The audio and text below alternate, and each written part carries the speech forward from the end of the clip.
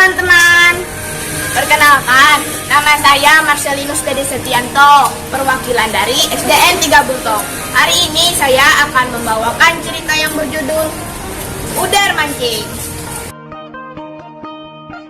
Alkisah di sebuah kampung di daerah Kalimantan Tengah, Indonesia, hiduplah seorang lelaki yang bernama Uder. Ia tinggal bersama istrinya di sebuah gubuk di tepi sungai. Uder merupakan suami yang pemalas sekali. Apapun pekerjaan yang diberikan kepadanya, ia selalu menganggapnya terlalu berat bagi dirinya. Ia hanya tidur dan memancing saja yang selalu menjadi kesenangannya. Jika tidak pergi memancing, ia bisa tidur berjam-jam, bahkan dari pagi hingga sore hari. Ia hanya bangun jika perutnya kelaparan dan kembali tidur ketika perutnya kenyang. Begitu pula hanya jika memancing. Si Uder terkadang berhari-hari tidak pulang ke rumah karena ia sangat bangga jika saat pulang ia bisa membawa ikan 1 ekor pun atau ikan kecil sekalipun. Oleh karena itu, orang-orang di kampung dan sekitarnya memanggilnya Uder Mancing. Demikian yang dilakukan Uder Mancing setiap harinya.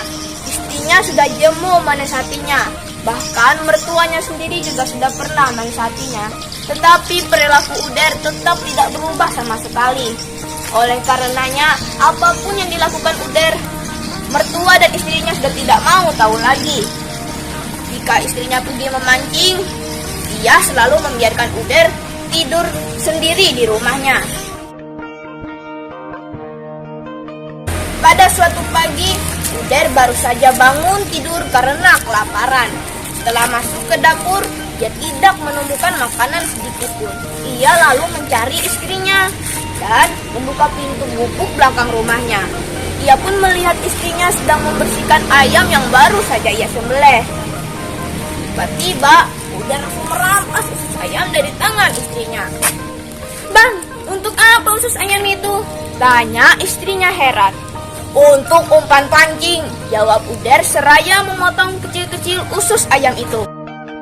Setelah menyantap ayam masakan istrinya, Uder Mancing segera mengambil kail dan umpan pancingnya untuk pergi memancing ke udik.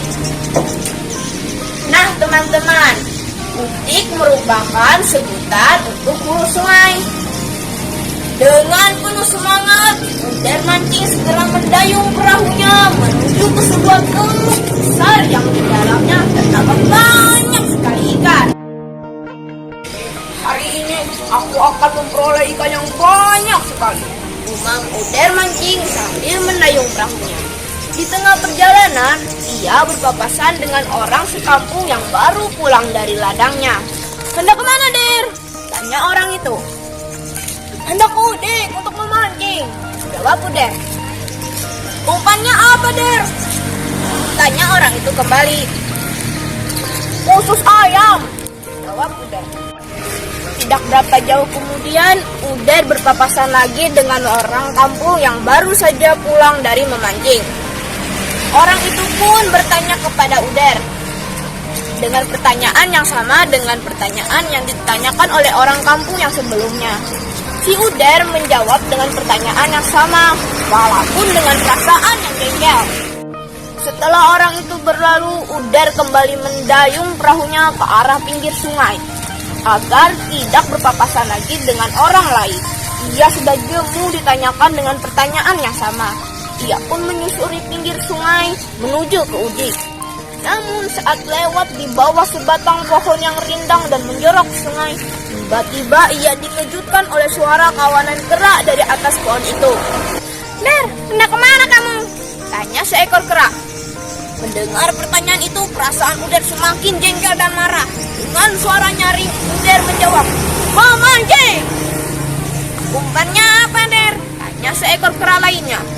"Ususmu itu," jawab Uder. Jawaban Uder membuat kawanan kera itu tersinggung dan marah. Tanpa diduga kawanan kera yang berjumlah puluhan itu melompat ke atas perahu Uder. Ada yang menggigit tangannya, ada yang menggigit kakinya, ada yang mencakar wajahnya, dan ada yang membuka bajunya. Uder pun tergeletak tidak sadarkan diri di atas perahunya. Kemudian kawanan kera itu beramai-ramai mengangkat tubuh Uder ke atas daratan dan mengikatnya di sebuah pohon yang berada tidak jauh dari rumah mereka. Menjelang sore, Uder tersadar dari pingsannya. Saat membuka matanya, ia melihat puluhan kera sedang duduk mengelilinginya. Hari pun mulai gelap. Kawanan kera itu tetap membiarkan Uder terikat di pohon tanpa baju. Hampir semalaman Uder tidak bisa tidur digigit nyamuk. Keesokan harinya, kawanan kera itu kembali berkumpul di sekitar Uder. "Mimpi apa semalam, Den?" tanya seekor kera. "Bagaimana bisa bermimpi? Di sini banyak nyamuk," jawab Uder dengan ketus. Hingga siang hari, Uder tetap terikat di pohon. Tubuhnya mulai menggigil karena kelaparan dan kehausan. Ia pun merintih dan menangis. Beberapa ekor kera kecil mendekatinya, tetapi bukannya memberikan makanan ataupun minuman, melainkan malah mengejek Uder. Uder pun semakin kesal dan berteriak meminta makanan dan minuman. Tak berapa lama kemudian kera besar datang dan memberikan Uder makanan dan minuman. Uder kembali segar dan bertenaga. Malam harinya kawanan kera itu memindahkan Uder ke halaman rumah mereka. Keesokan harinya mereka menanyakan lagi kejadian semalam. Nah, Uder tidak bisa berhenti karena banyak nyamuk. Pada malam berikutnya mereka memindahkan Uder ke dalam rumah mereka agar tidak digigit nyamuk. Namun Uder tetap saja digigit nyamuk. Akhirnya kawanan kera itu memutuskan untuk membuatkan Uder kelambu dari dedaunan. Malam harinya Uder dapat tidur dengan nyenyak sekali. Karena sudah 3 hari 3 malam dia tidak bisa tidur. Esokan harinya kawanan kera itu kembali bertanya kepada Uder tentang mimpinya semalam. "Tadi malam aku bermimpi, aku melihat sebatang pohon rambutan yang banyak buahnya," jelas Uder. "Di mana letak pohon rambutan itu, Der?" tanya pemimpin kera. "Di hulu sungai," jawab Uder dengan penuh keyakinan. Kera bersorak gembira mendengar cerita Uder. Akhirnya siang itu juga mereka meminta Uder untuk mengantarkan ke tempat yang ada dalam mimpi Uder. Uder bersedia mengantar mereka asalkan tali pengikatnya dilepaskan. "Baiklah Uder, kami akan melepaskan tali pengikatmu, asalkan kamu berjanji tidak akan melarikan diri." "Saya berjanji tidak akan melarikan diri," ucap Uder. Berangkatlah mereka menuju hulu sungai. Kawanan kera berjalan di depan, sedangkan Uder mengikutinya dari belakang. Saat lengah dari penjagaan kawanan kera, Uder mengambil 2 buah batu kerikil dan sebuah damar lalu memasukkannya ke saku celananya. Tidak berapa lama kemudian sampailah mereka di hulu sungai. Rupanya pohon rambutan yang ada dalam mimpi Uder benar-benar nyata. Tanpa menunggu perintah dari pemimpin mereka, para kawanan kera itu berlomba-lomba memanjat pohon rambutan itu. Pemimpin kera yang tergiur dengan buah rambutan yang sudah matang tersebut tidak mau ketinggalan. Ia pun menyusul kawanan kera lainnya memanjat pohon itu. Ketika seluruh kawanan kera tersebut sedang asik memakan buah rambutan, Uder tidak menyia-nyiakan kesempatan itu. Ia segera mengumpulkan ranting-ranting kayu kering yang berserakan di sekitarnya dan menumpuk di bawah pohon rambutan itu. Dengan cepat ia mengeluarkan kedua buah batu kerikil dan sebuah damar dari celananya. Kedua batu kerikil itu ia gesek-gesekkan sehingga mengeluarkan percikan api. Setelah damar itu menyala, ia menyelipkannya ke dalam tumpukan ranting kayu kering. Sebentar kemudian api besar pun menyala dan membakar kawanan kera itu. Tidak satupun kera yang selamat. Uder mancing pun bersorak gembira. Ia merasa puas karena dirinya dapat mengelabui kawanan kera itu. Setelah itu, Uder langsung kembali ke tempat perahunya ditambatkan oleh kawanan kera itu.